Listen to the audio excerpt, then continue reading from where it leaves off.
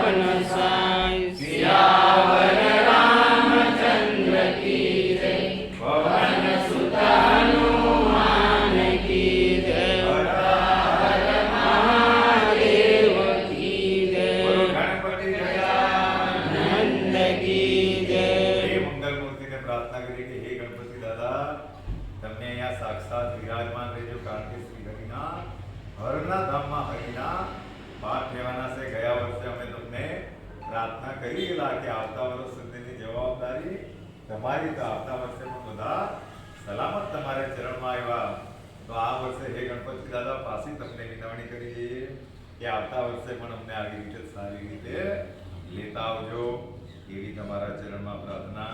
તો ગણપતિ દાદાને કહે કે તમે પણ બિરાજમાન રહેજો. હવે હનુમાન દાદાને પણ 2 મિનિટ માટે યાદ કરી લઈએ. પણ રામ આવે એટલે હનુમાન દાદા આવે, બધા બોલો શ્રી રામચંદ્ર